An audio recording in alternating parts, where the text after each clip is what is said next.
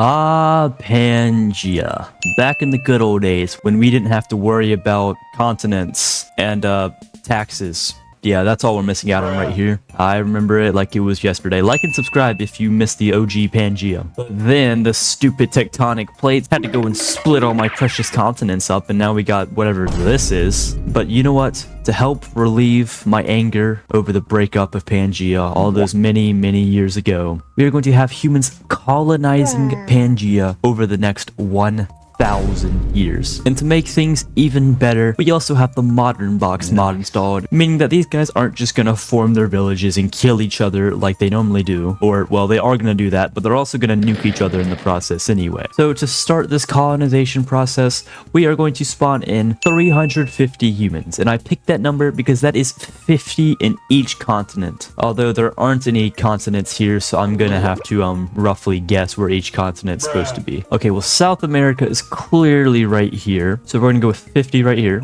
Naturally, this is Africa right here. Then we have Antarctica, which, you know, didn't really move much from the south. Then over here, this is supposed to be Australia, although I'm not gonna lie, this is probably the only continent that's better off being in the middle of the ocean by itself. Then obviously right here, this is North America, and Europe is kind of smudged in right here. And finally, we have Asia all the way up here at the top. And here are all of our people. But just so it's easier to keep up with them, let me name their subspecies real quick. But now we have everyone named so you can't get confused. And we're going to see how all of the people from the different continents are going to spread now that they're all combined into one. And oh yeah, I did name Australia the evildoers because you can guess why. And by the way, this map of Pangia by no means is perfect, but I'm trying my best here. But you know, if you think about it, we don't actually exactly know what Pangia does look like, so who knows, this could be 100% accurate and you've just been wrong your entire life. But either way, I'm talking way too much. Let's click unpause. And now, as they form kingdom, I have also named all of their kingdoms as well, just so we can keep track of them better. But if you can't tell, there's not a lot going on here. And since we're going to be following these guys for 1,000 years, at this pace it's going to take carry the one, yeah, like a really long time. So how about we do a time lapse to year 250 to check in on our guys then. But during this time lapse, we are going to have diplomacy turned off, and I'll turn that back on when we get back.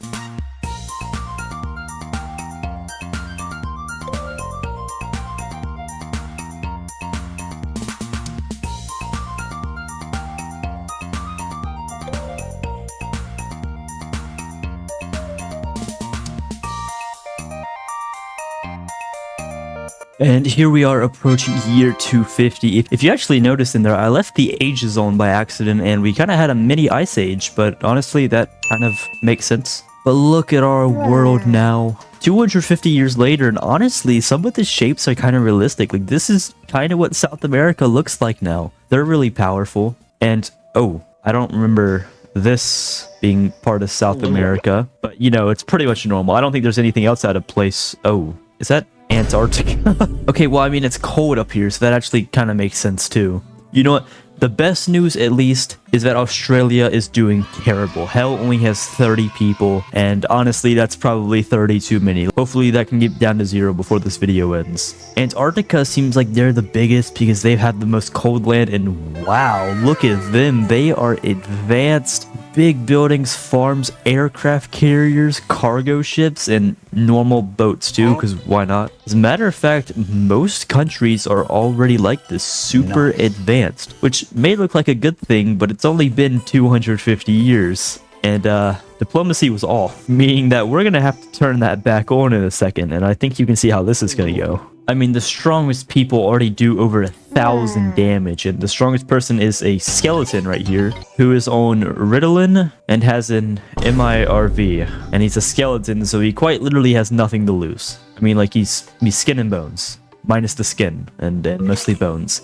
But anyway, this is a great check-in. Clearly our countries are doing okay. They've grown big in size and now they're ready to beat the crap out of each other. So we are going to go into world wars and turn on diplomacy, but we're going to keep rebellions off for now because I just want to see out of all these kingdoms who's going to come out on top. So with that, we're going to sim another 250 years to year 500, and there's probably going to be a lot of fighting right here, so stay tuned.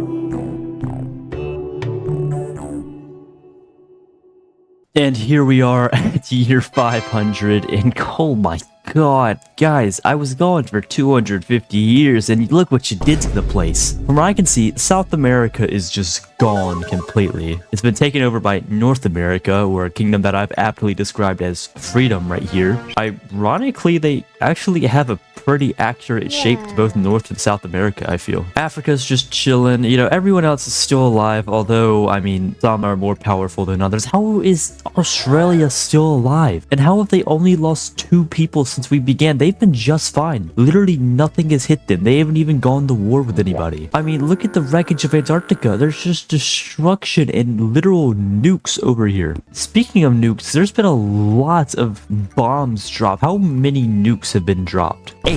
Wow. Well, I mean, I guess humans do tend to do this, so maybe it was better back in the good old days when Pangia didn't have any people on it, because I mean, this is what they do to it. You know, Asia actually looks pretty normal for the time being. I don't know how many people they're at war with, but I can barely see any destruction here, so good for them. But I can't exactly say the same for any other continent. Who's at war right now is my question. Freedom is fighting Europe and Asia, and Antarctica is also fighting Europe and Asia at the same time. So that means Africa is not fighting anyone, but clearly they got caught in the crossfire at some point. The strongest person right now at least is a human who does up to 1.5 thousand damage, mainly because they are holding a budget MIRV. Now, in my personal opinion, I don't think the words budget and MIRV should ever be next to each other, but I guess let's just hope that this guy doesn't use it a lot. Oh god, he has 21 kills with it. Okay, well, we're just gonna leave them do that. Oh crap, a village just got destroyed. Yeah, you know what? This world's a mess. Just let these people continue. At a certain point, there's only going to be one country left, which the only thing that we can pray on is hopefully that Australia is finally gone at our next check-in of year 750, 3/4 of the way there.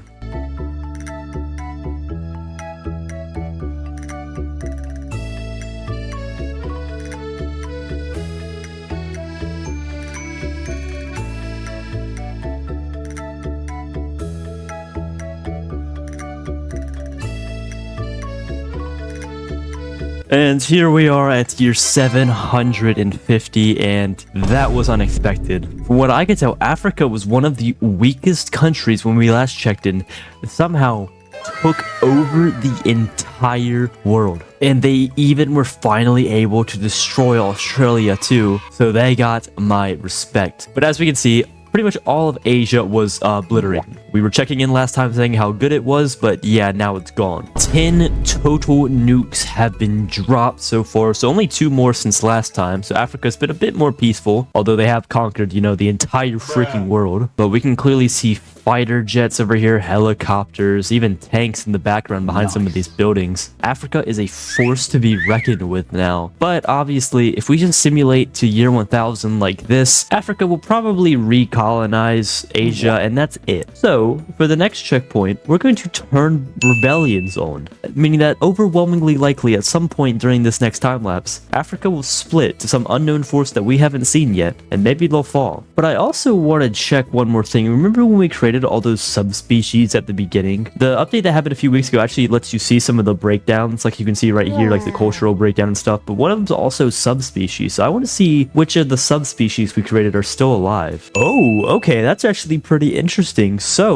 the Antarcticans are actually the ones who have been the most prevalent. They compose 58% of the population, which is just over 2,000 of them, while Africans are the second most, with almost 1,200, but North Americans and Asians are still alive, albeit barely, and both have less than 1% each, which means that Europeans, South Americans, and Australians have been destroyed. And actually, if you look right here, the Antarcticans have naturally developed the wasteland adaptation, because as you can see, I have not edited their subspecies at all, but I guess all of the nukes that have been dropped and all the nuclear wasteland that's been created, you know, right here in Antarctica, has actually allowed them to naturally mutate, which I didn't know they could do that. That's pretty cool. But enough about science or whatever. You guys don't want to see that. You guys want to see these guys kill each other. So we're going to simulate the last 250 years here to year 1000 here on Pangia, and we're going to see if anything interesting happens.